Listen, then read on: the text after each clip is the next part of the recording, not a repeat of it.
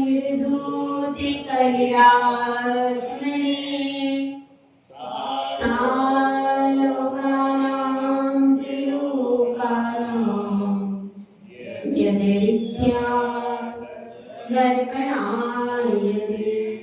पंच परमेश्वरी भगवान की 1008 श्री कुंथुनाथ भगवान की परम पूज्य आचार्य श्री आदि सागर महाराज की, आचार्य श्री महावीर कीर्ति महाराज की, आचार्य श्री विमल सागर महाराज की, आचार्य श्री तपस्वी सम्राट सन्मति सागर महाराज की, आचार्य गुरुवर सुंदर सागर महाराज की, अहिंसामयी विश्व धर्म की, जिनवाणी माता की,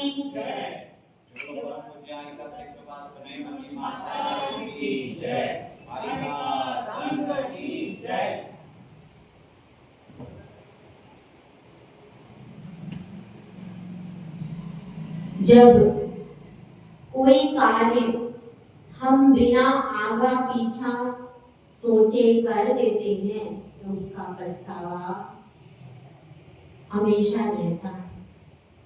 उस कार्य का समय बीत जाता है, व्यक्ति भी चले जाते हैं, लेकिन वह पछतावा जाता नहीं है। जब भी हम अकेले होते हैं तो वह पछतावा हमारे साथ रहता है। इसीलिए कहते हैं बिना विचारे जो करे सो पाछे पछताए, काम बिगाड़े आपनो जग में होत हंसाए। बिना सोचे समझे कोई भी कार्य नहीं करना चाहिए। इसी बात को यहाँ पर अनर्थ दंड में समझा रहे हैं कि जिस कार्य से आपका कोई भी प्रयोजन सिद्ध नहीं हो रहा, एक विवेकी है, अनुव्रती है, गुणव्रत का धारी है, वह अपने सब कार्य बहुत सोच समझ के करता है। किस कार्य से क्या फल मिलता है इसको भी समझता है। यदि कोई कार्य को करने से पहले उसके परिणाम का विचार कर लिया जाए तो फिर अशुभ कार्य को आप कर नहीं सकते। अगर किसी को पता हो कि हिंसा करने से मुझे नरक गति में जाना पड़ेगा, क्या वह हिंसा करेगा? नहीं करेगा। अगर किसी को पता हो मायाचारी ज्यादा करूंगा तो मुझे त्रियंच गति में जाना पड़ेगा, जिसको विश्वास हो जाए, श्रद्धा हो जाए, क्या वो मायाचारी करना चाहेगा? इसलिए कह रहे हैं कोई भी कार्य करने से पहले उसके परिणाम को विचार लेना चाहिए। जो मैं यह कार्य कर रहा हूं, इसका परिणाम, इसका फल क्या होगा। तो यहाँ पर बात चल रही है अनर्थ दंड व्रत की, जिसका कोई भी अर्थ अर्थात प्रयोजन नहीं है। तो आप ऐसे कार्य करोगे तो क्या होगा? दंड मिलेगा। क्यों? क्योंकि ठीक है आप गृहस्थी हो, आपको जरूरी था अपने बच्चों का पालन पोषण करना था, अपने अन्य अन्य कार्य करने थे, तो उसमें जरूरत के हिसाब से यदि कार्य किया जाता है तो वह क्षम्य होता है।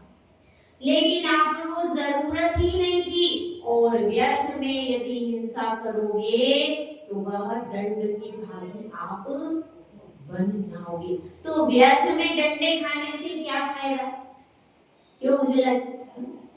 हमारा कोई प्रयोजन भी सिद्ध नहीं हो रहा और व्यर्थ में डंडे पापों के खाने से कोई फायदा नहीं है। इसीलिए कर्मों के दंडे से बचना है तो अनर्थ दंड व्रत को धारण करो। अनर्थ का कार्य मत करो। अब यहाँ पर आगे बात चल रही है दुष्श्रुति अनर्थ दंड। 5 थे ना, कौन कौन से थे? पापोपदेश, हिंसा, दान, अपदहान, दुष्श्रुति और ब्रह्मचर्य। यह अब इसमें चौथे नंबर पर चल रहा है। क्या नाम है? दुष्श्रुति। सुनना भी एक कला है। और सुनाना भी एक कला है।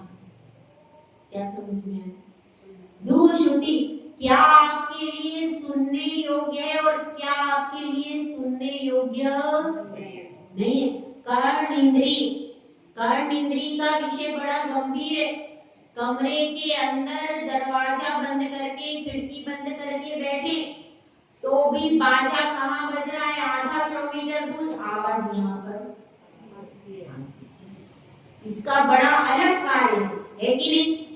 आप नेत्र का तो ऐसा है कि हमें सामने कोई बैठा हो तो ही दिखेगा, पीछे भी कोई आकर बैठ गया तो नहीं दिखेगा, उसका विषय सीमित है। लेकिन कर्णेंद्रिय की ऐसी बात है कि आवाज जो है बहुत दूर की कैच हो जाती है।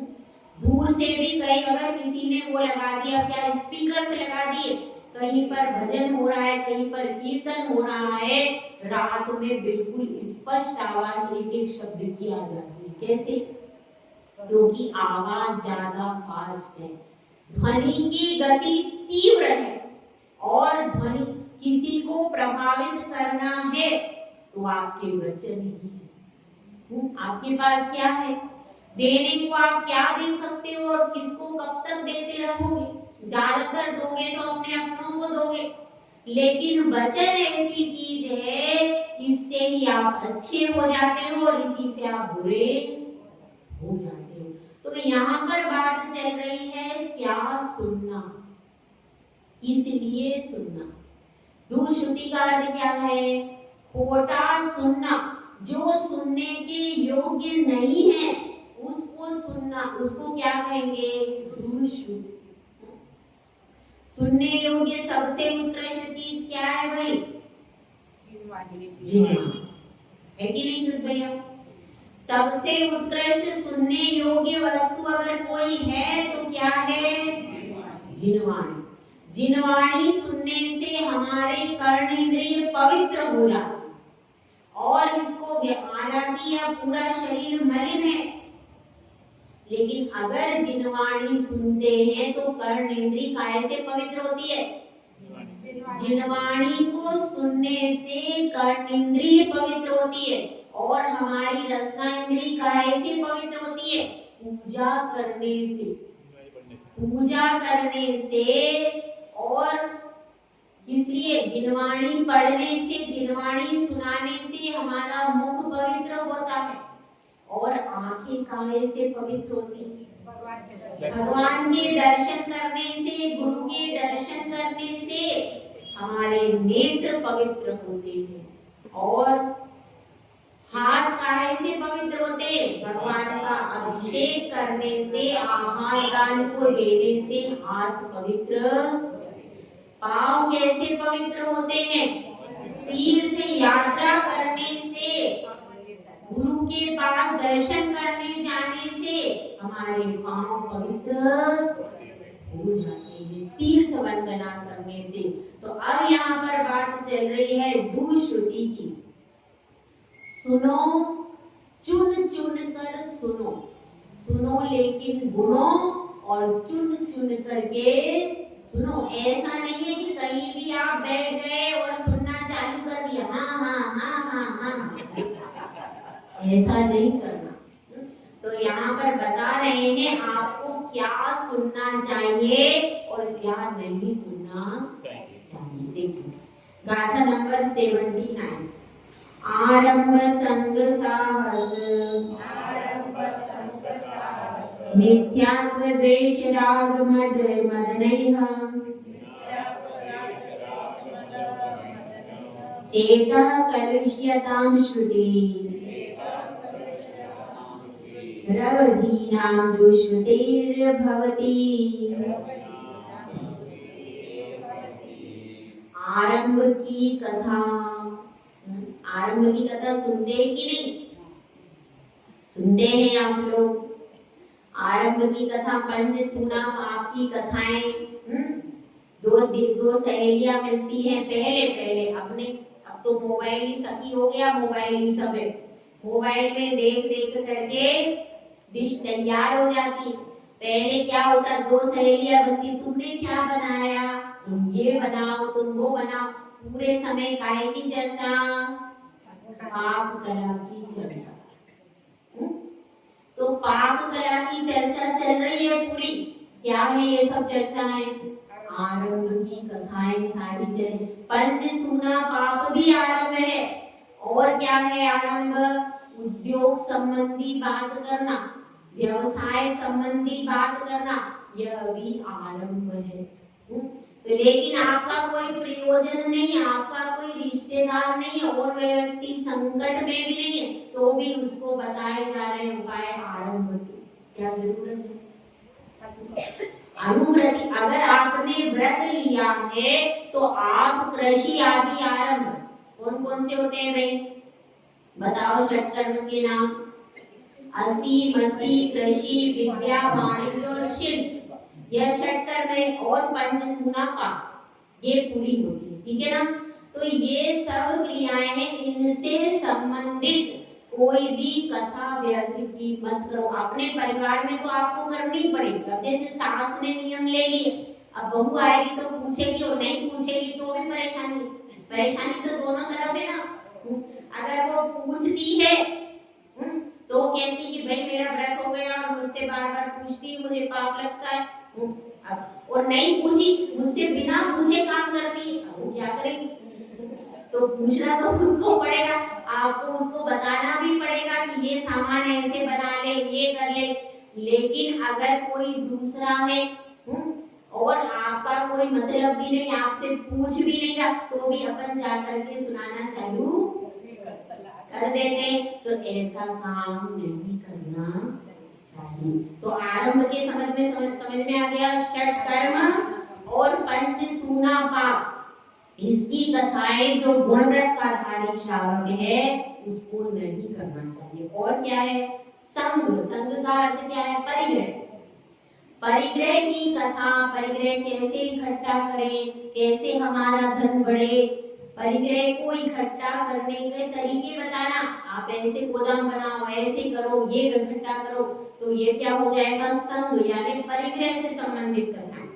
और साहस की कथाएं, साहस की कैसी कथाएं होती है? साहस की कथा का मतलब है, जैसे चलती है ना, वो देखो वो चांद पे चला गया, उसने देखो गिनीज बुक में क्या है? साहस की कथा, Guinness book of world record में क्या होता है? साहस की कथाएं उसमें चलती हैं। इस व्यक्ति ने इतना सारा, इसने इतनी जल्दी काम कर लिया, इसने ये कर लिया, इसने वो कर लिया। इस तरीके की बहुत सारी कथाएं किसमें आती हैं? Guinness book of world record में। उसको क्या कहेंगे? वे साहस की कथाएं हैं कि उसने इतना पराक्रम दिखाया, पर वास्तव में जिन दर्शन में उसको मान्यता, यहाँ तो सम्यक पुरुषार्थ को मान्यता दी गई। अभी आपको बता दें, परतापुर में जहाँ पर हमारा पिछले साल चतुर्मास हुआ है, वहां पर 200 लोगों ने 10 लक्षण के व्रत किए। पूरे गांव में एक भी घर नहीं था जहां पर उपवास नहीं किए। Guinness book of world record में नाम आ गया उसका। इतने सारे लोगों ने उपवास किए वहां। तो ये है सम्यक पुरुषार्थ। इसको क्या कहेंगे? ये सम्यक पुरुषार्थ है कि जो समीचीन, इस पुरुषार्थ से क्या होगा? ये साहस की कथाएं से, इनसे तो मोक्ष मार्ग सजने वाला नहीं है। लेकिन ये सम्यक पुरुषार्थ पूर्वक यदि हम व्रत उपवास करते हैं तो मोक्ष की प्रेरणा मिलती है। ये क्या है? यह मोक्ष को जाने वाला है, इसीलिए इसकी प्रशंसा की जाती। तो साहस की कथाएं और कैसी कैसी चलती है, और अखबारों में भी तरह तरह की कथा आती है। कोई लोहे का चने चबा लेता है, कोई ट्यूबलाइट खा लेता है, ऐसी आती है कथाएं। ट्यूबलाइट खाया, किसी ने आरती के 32 दीपक रख करके क्या कर लिया? आरती 32 दीपक सर पे रख के क्या बना लिया? गिनीज बुक में नाम लिखा लिया। कोई क्या कर लिया? कोई उस पर अंगारे खा लिए, किसी ने अंगारों पर चलता रहा, अंगारे खा लिए। ये सब क्या? ये है साहस की कथाएं। तो ये साहस की कथाएं, तो ऐसी कथाएं पढ़ना भी नहीं है और ऐसी कथाओं की प्रशंसा भी नहीं करना। कि भाई देखो उसने ऐसा कर दिया, उसने ऐसा कर दिया, उसने 10 घड़े सर पे रख के वो नाच रहा था। ये सब कथाएं एक अनुव्रती के लिए, गुणव्रत के धारी श्रावक को न पढ़ना चाहिए ना करना। कैसी कथाएं करना चाहिए? ऐसी कथाएं करो किसी ने उपवास किए, कोई स्वाध्याय अच्छा करता है, और क्या करता है, पूजा आदि रेगुलर करता है, अभिषेक करता है, उसके पुरुषार्थ की आप प्रशंसा करो। तो क्या होगा, आपका पुण्य बढ़ेगा और धीरे धीरे आप भी उसके रास्ते पर चल सकते हो। लेकिन अगर अपन इन कथाओं की प्रशंसा करेंगे तो ये सारी मिथ्या कथाएं हैं, इससे मिथ्यात्व का पोषण होगा। ठीक है, आरंभ संग साहस, उसके बाद मिथ्यात्व की कथाएं। वहां पर देखो, वहां पर क्या हो रहा है, बहुत बड़े बड़े दरबार लगे हुए हैं, बहुत अच्छा अच्छा सज रहा है, चलो अपन चले देखने में क्या हर्ज है। ऐसे वहां पर जाना और अपने बच्चों को ले जाना, यह सब क्या है, मिथ्यात्व को पोषण करने वाली भी कितनी सारी कथाएं हैं जिनसे मिथ्यात्व का पोषण होता है। तो ऐसी कथाओं को नहीं सुनना और न करना। तो क्या हो जाता है, खुद नहीं करते हैं, लेकिन क्या है, बहू ने तो कुछ देखा नहीं है, बच्चों ने देखा नहीं है, बाजार चले जाएंगे, लाइट वाइट दिखाएंगे। ऐसा नहीं भेजना, क्योंकि भले ही बच्चा छोटा, आजकल के बच्चे तो छोटे हैं ही नहीं, आजकल के बच्चे तो जन्मते ही बड़े हो जाते हो, वो घूम करके सब कर लेते हैं आजकल। पहले का बच्चा तो छोटा रहता था, एक कोने में बैठा रहता था, उसको कुछ समझता ही नहीं था, है ना। पहले के बच्चे जो रहते थे एक कोने में बैठे रहते थे, उनको मम्मी बुलाती थी तो खा लेते थे चुपचाप, है। अब क्या होता है, अब मम्मी घूमती उसके 10 पेरी लगाती, फिर बच्चा एक कोल, ये होता है।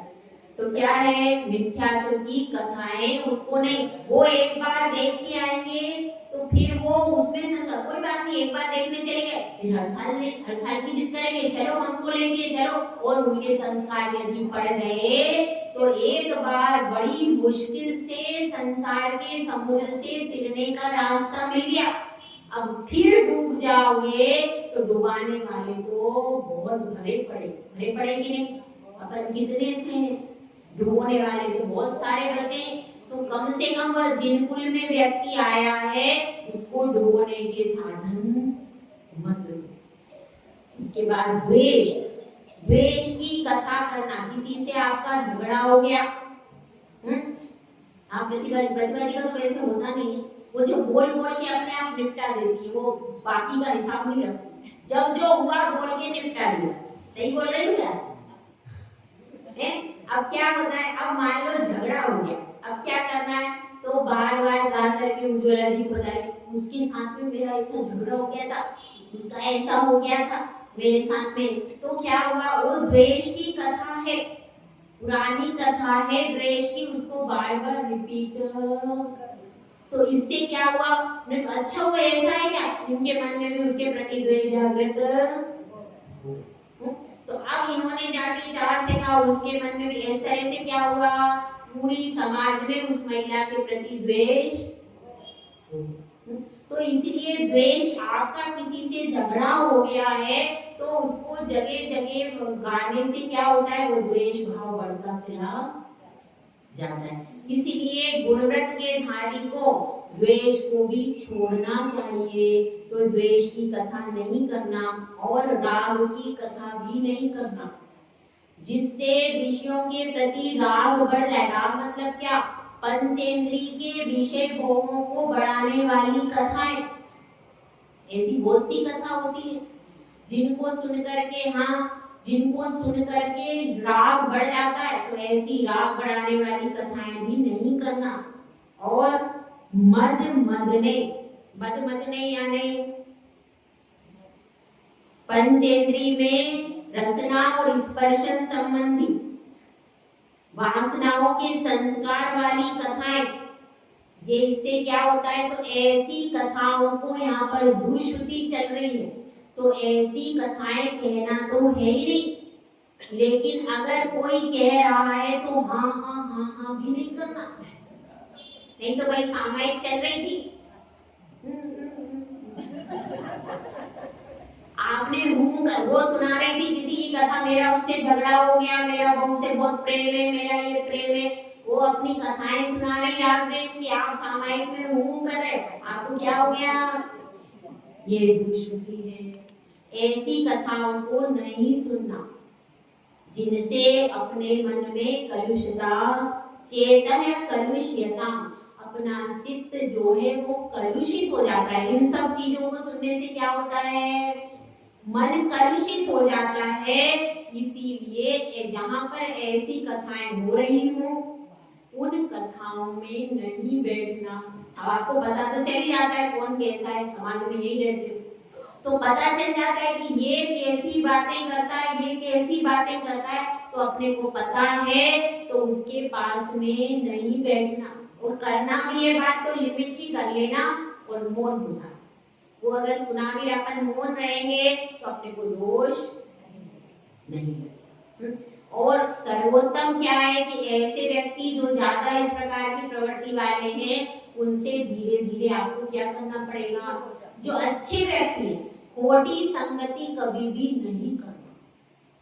कोटि संगति ये जरूरी नहीं है एक दिन में आपको प्रभावित कर ले, लेकिन अगर हम लंबे समय तक कोटि संगति करते रहे तो हमारे व्रत सारे छूट जाएंगे और अपन वापिस जीरो पे आ जाएंगे। इसलिए कोटि संगति, क्योंकि ये जो कथाएं करेंगे वो कैसी संगति वाले होंगे? कोटि संगति वाले। इसलिए आपने अनुव्रत किए, गुणव्रत की ओर चल रहे हो तो अच्छी संगति वाले सम्यक दृष्टि व्यक्तियों की ही साथ में रहना। ऐसे व्यक्तियों के साथ में रहोगे तो आपके व्रतों में अतिचार लगने शुरू हो जाएंगे। तो यहाँ पर बताया है ऐसा सुनो, चुन चुन के सुनो। क्या सुनो?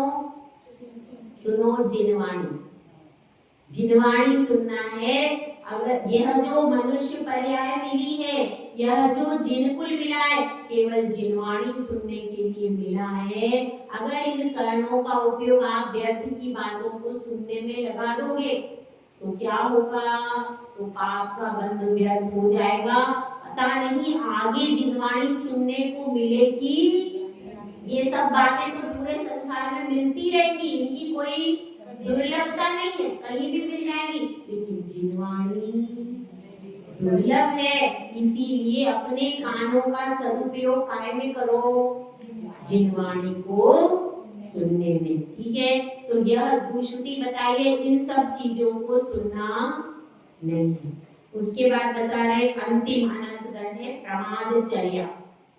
प्रमादचर्या इसके अलावा और भी है। मोबाइल में आप गाने सुनते रहते, फिल्मी गाने भी लोग सुनते रहते, तो सुनते सुनते सो गए और सुबह तक वो मोबाइल चालू है।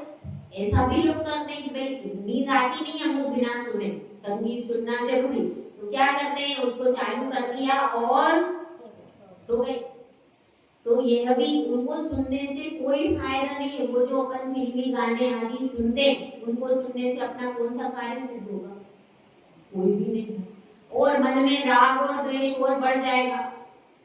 टीवी में भी सुनते हैं तरह तरह की कथाएं, तो वो सब भी नहीं सुना, वो सब दुष्टि के अंतर्गत ही आएंगे।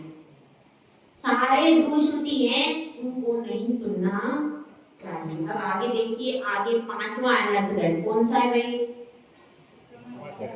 प्रमादचर्या। प्रमादचर्या क्या होती है देखिए। प्रमादचर्या जैसे नाम से समझ में आ रहा है। हाँ, प्रमाद कहाँ तक रहता है? कहाँ तक रहता है बताओ? छठे गुणस्थान। छठे गुणस्थान तक क्या रहता है? प्रमाद रहता है। तो प्रमाद के वशीभूत होकर के चर्या करना, कैसे करना इसका लक्षण यहाँ पर बता रहे। क्षिति सलिल दहन पवना, रंभं विफलं वनस्पति छेदं, शरणं सारणमपि च प्रमादचर्या प्रभाषन्ते क्षिति का अर्थ क्या होता है? पृथ्वी। पृथ्वी को खोदना, व्यर्थ में। अब बैठे, अब यहाँ पे मिट्टी की पृथ्वी है तो उसको खोदते जा रहे हैं, उससे क्या प्रयोजन सिद्ध हो रहा? कुछ भी नहीं, उसमें से चींटी निकल आई, चींटी मर गई निकालने में, ये सब क्या है? प्रमाद। चलिए उसके बाद सलिल। सलिल मतलब आप लोग अनर्थन में ज्यादातर यही चीजें समझते हो, पर अनर्थन कितना बड़ा है, उसमें बहुत सारी चीजें। सलिल मतलब पानी, क्षिति मतलब भूमि को खोदना, सलिल मतलब पानी।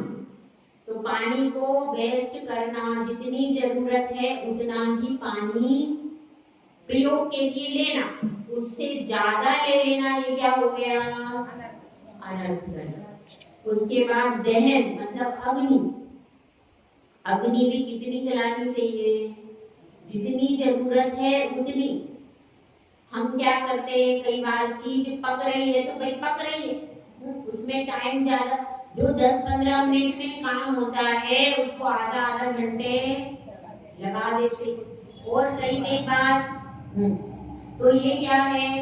दहन यानी अग्नि जो है, अग्नि का भी लिमिटेड उपयोग करना। ऐसा नहीं है कि अपन ऐसा बहुत सारा भोजन बनाते हैं तो उसमें क्या हो जाता है, ज्यादा समय लगता है, ज्यादा अग्नि लगती है और वेस्ट जाता है। तो ऐसा नहीं करना, जितनी जरूरत है उतना ही अग्नि का यूज करना। ये हो गया दहन का। पवनारंभम, पवन का कैसे? पंखा आदि चलता है, हाथ से भी करते हैं और बिजली से भी होता है। तो बिजली का पंखा है, जितनी देर आपको आवश्यकता है उतनी देर ही उस पंखे को चलाना। जब आपको लग रहा है कि अब, और जब भी घर से बाहर जाएं सारे बटन बंद करके ही जाएं। कई बार ऐसा होता है लाइट चली गई, हम घर से बाहर गए और हमने सारे बटन ऑन रख दिए, तो क्या होगा? पूरी लाइट जलती रही। सरकार का तो बिल बढ़ा ही ना, हमारा भी बिल तो आता ही है। तो ऐसी गलती होती है। और कई बार इसमें क्या हो जाता है, शॉर्ट सर्किट की भी स्थिति बन जाती है, जल रही सारी लाइट, कुछ भी हो सकता है। तो इसलिए अपने ध्यान रखें, जितनी जरूरत है उतनी ही बिजली का प्रयोग करें। तो यहाँ पर क्या बताया? पवन, हवा का भी जैसा जितना प्रयोग हो अपने सीमित करें। उसके बाद आरंभ, विफलम वनस्पति छेदम, और वनस्पति आदि का छेद करना। ये भी आप बता रहे थे ना, घास का। हम लोग क्या समझते हैं, अनर्थन में इतना ही समझते हैं, लेकिन अनर्थन कितना बड़ा है, ये 5वां भेद है उसका।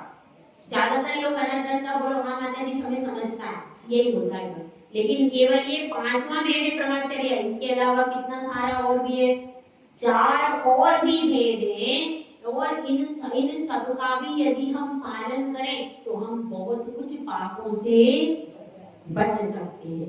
और शरणम सारणापिता मतलब उसका क्या है?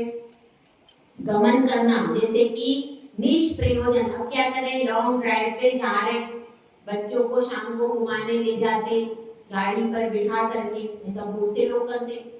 तो व्यर्थ में जा रहे हैं घूमने के लिए, चक्कर लगा करके आ गए, ऐसा करते, कोई जरूरत नहीं थी। जरूरत थी क्या? अरे आप पैदल घूमते तो फिर भी ठीक रहता। अब गाड़ी पर जाते हैं, रात्रि में जाते, सुबह सुबह जाते हैं मॉर्निंग वॉक के लिए। यहाँ तो शायद कुसुम्बा में कोई नहीं जाता है, दूसरे जाते हो, अपने यहाँ तो नहीं जाते, शायद जाते हैं कोई नहीं जाते। मॉर्निंग वॉक के लिए जाते हैं, कैसे जाते हैं? सुबह सुबह अंधेरे में निकले, अंधेरे में दौड़ लगा रहे, क्या पता चला नीचे क्या है, अंधेरे में दौड़ लगाते हैं मॉर्निंग वॉक के लिए। उससे क्या होता है? बहुत सारे जीवों की हिंसा होती, क्योंकि उस समय पर मच्छर भी बहुत रहते और जो छोटे छोटे सूक्ष्म जीव हैं वो आपके चलने से मर जाते। तो मॉर्निंग वॉक का कोई प्रयोजन नहीं। मॉर्निंग वॉक की कहे अगर कोई डॉक्टर तो क्या करना चाहिए? उजाला नहीं जाना चाहिए, अगर कोई डॉक्टर कहे आपको मॉर्निंग वॉक है तो क्या करना चाहिए? उजाला होना चाहिए, थोड़ा सा उजाला बता रही हूँ। उजाला होने के बाद मंदिर 10 बार आना जाना चाहिए, मंदिर के 10 चक्कर लगा, या फिर मंदिर की 108 परिक्रमा लगा लेना चाहिए। तो आपका क्या हो जाएगा? आपका गुनाह, ये सबसे सही तरीका, पुण्य भी हो जाएगा और पापों का क्षय भी हो जाएगा। आप मंदिर पैदल आना शुरू करो। मंदिर यहाँ तो पास ही जाओ, दूसरी जगह यहाँ तो आपका पास नहीं, यहाँ कहाँ गाड़ी से जाओ। लेकिन जो बड़े बड़े शहर हैं, बड़े बड़े शहरों में दूर दूर होता है, तो वो लोग क्या करते हैं? मॉर्निंग वॉक पर 2-2, 4-4 किलोमीटर जाएंगे, फिर मंदिर कैसे आएंगे? गाड़ी से। तो क्या मतलब? इससे तुम्हें 4 किलोमीटर मंदिर, तो मंदिर ही चले जाओ पैदल। तो मंदिर पैदल जाओ, मंदिर नंगे पैर जाओ, उससे आपको ऊर्जा मिलेगी। ये सही तरीका। मॉर्निंग वॉक पर कभी भी नहीं जाना चाहिए, उसमें बहुत हिंसा, हमारा समय भी बर्बाद होता है, शक्ति भी लगती है, और क्या होता है? परेशान होते। एक बार क्या हुआ, मॉर्निंग वॉक पर एक कोई महिला चली गई। अब महिला जाती है, महिलाएं भी जाती है, अब वो महिला गई, उसको कुत्तों ने पकड़ लिया और कुत्ते उसको घसीटते हुए बहुत दूर तक ले गए। अब बाई चांस कोई था नहीं सड़क पे, तो अब क्या हुआ? फिर वो जोर जोर से चिल्लाई, तो फिर आसपास घरों में से कुछ आदमी वगैरह निकल कर के आए, फिर कुत्तों को भगाया। अब ऐसा कई बार हो जाता है, तो इसलिए क्या करना चाहिए? इस घटना से सबसे अच्छा है उजाला होने का। अपने यहाँ तो क्या है, जब उजाला होता है तभी सारी क्रियाएं बताई गई। तो यह प्रमादचर्या है, इसका ध्यान रखना चाहिए। इसके बाद क्या है? इसके बाद इसके अतिचार आ रहे हैं, देखिए। अनर्थ दंड व्रत के अतिचार, गाथा नंबर 81। कंदर्प कोत्य पुच्यम मोखरे मति प्रसादनम पंच असमीक्षिताधिकरणम व्यतीतियोर्नर्थ दंड कदविरते।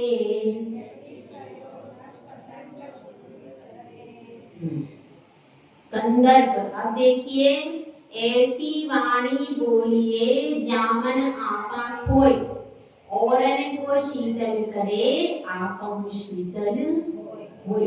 इसमें देखिए 3 अतिचार जो है केवल वाणी संबंधी। अगर आपने वाणी पर कंट्रोल कर लिया तो बहुत सारा काम हो जाएगा।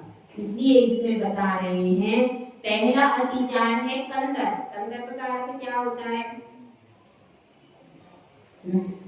कंदर्प का अर्थ है राग के उद्रेक से कैसे कैसे वचन बोलना, असभ्य वचन बोलना, जो सभा में सुनने लायक नहीं है, असभ्य वचन। ऐसे असभ्य वचन अमृत का धारी नहीं बोल सकता। इसको क्या कहेंगे? कंदर्प। कंदर्प मतलब असभ्य वचन बोलना, जो अभद्र वचनों का प्रयोग करना, उनको उसको क्या कहेंगे? कंदर्प। यह इसका अतिचार है, अनर्थ दंड। क्योंकि आप अभद्र वचन बोलने से आपका कोई प्रयोजन सिद्ध होने वाला नहीं है। सब बैठे, 4 महिलाएं बैठी हैं या 4 पुरुष बैठे हैं, तो क्या कर रहे हैं? कुछ ऐसे अभद्र वार्तालाप कर रहे हैं, तो यह क्या हो जाएगा? ये हो जाएगा कंदर्प। दूसरा क्या है? कोट कुछ। अब क्या करते हैं? अब इशारे करते हैं। ऐसा होता है 4 लड़के जब चौराहे पर खड़े हो, कोई महिला वहां से सुंदर निकले, क्या होता है? मालूम है आपको? तो इस तरीके के इशारे करते हैं इसको। तो ये क्या है? यह हो गया कोत कुछ। कोत कुछ मतलब क्या? अभद्र इशारेबाजी करना। और इसमें वचन है और इसमें क्या है? इशारे। ऐसे इशारे फिल्मों आदि में बहुत दिखाए जाते। अब आपसे ज्यादा बच्चे समझ जाते, आपसे ज्यादा वो देखते हैं तो उनको पहले समझ में आता है, वो आपको कह के बताते हैं मम्मी ऐसा है। माता जी इसमें कपड़े भी आते हैं, तो ये जो बोल रहे ना इशारे से नहीं, कपड़े से भी कपड़े वैसे पहने तो वैसे नहीं नहीं, इसमें वो आगे है, इसमें नहीं, वो अलग है, वो इसमें नहीं। पोथपुंज में केवल मैंने 2 पुस्तकों में पढ़ा है, इस वाली ने श्याम भगवती माता जी की, सुनील सागर महाराज जी की भी, और तत्वा सूत्र में भी पढ़ा है। दोनों तीनों में यही आया है, पोथपुंज मतलब इशारे करना, और इसमें कंदर्प का मतलब है अभद्र वचन, यही आया। और किसी में आया हो तो अपन देख सकते हैं, पर 2 पुस्तकों में तो ये, 3 पुस्तकों में और तत्वा सूत्र में यही है इसकी। अब क्या बताया, पोथपुंज में समझ में आ गया। इसके बाद क्या है, और इसमें राग का उद्रेक रहता है बहुत ज्यादा, क्योंकि ऐसी बातें कब निकलती हैं जब बहुत ज्यादा राग हो, तब उस राग के कारण ऐसे शब्द निकलते हैं। उसके बाद क्या है, कंदर्प, कंदर्प हो गया, पोथपुंज हो गया। उसके बाद क्या है, मोखरे, मोखरे मतलब, मोखरे मतलब बहुत ज्यादा बोलना, ज्यादा बोलने में काम बिगड़ जाते, बिगड़ते कि तो अपनी वाणी पर कोई कंट्रोल नहीं है, बोली जाना है 1 घंटे 2 घंटे काम चालू, अपन फंस जाओ तो क्या करो, तो अब ये कब जाए तो कब मैं काम करूं। कोई ऐसा आ जाए घर में, बहुत से लोग होते हैं बहुत प्रकृति के, अब कोई ऐसा ज्यादा बोलने वाला आ जाए, अब आपका भोजन का समय हो रहा है, चलो इसको खिला देंगे पर उठने तो दे, उठने ही नहीं, एक बार बैठ गया तो फिर बोलता ही जाता है, बोलता ही जाता है, सुनाता ही रहता है। पूरी रामायण जब तक नहीं सुनाएगा तब तक शांति नहीं। तो इसलिए, और अब आप अनुव्रत ले रहे तो वो अपनी जबान पे कंट्रोल होना जरूरी है, उसकी ऐसी ज्यादा बोलने की आदत नहीं होना चाहिए। तो यह भी अतिचार है, अनाचार नहीं है, लेकिन इसको भी कंट्रोल, क्योंकि वचनों को यदि आपने कंट्रोल कर लिया तो बहुत सारे कार्य हो जाएंगे। और अति प्रसादन, अति प्रसादन का अर्थ क्या है, बहुत ज्यादा चीजों को इकट्ठा कर लेना, उसको क्या कहेंगे, अति प्रसादन। और इसके बाद एक असमीक्षित चाधिकरण, जो मैं बता रही थी, बिना विचारे जो करे सो पाछे पछताए। इसका अर्थ क्या है, किसी वस्तु पर अधिकार कर लेना बिना विचारे, हमने कुछ आगा पीछा नहीं सोचा और फिर उस वस्तु को अपनी मान लेना, उस पर अधिकार करने की कोशिश करना, ये क्या हो जाएगा, असमीक्षित चाधिकरण। ठीक है, ये 5 अतिचार बताए गए हैं अनर्थ दंड व्रत के। जय बोलो आचार्य सुंदर सागर महाराज की जय।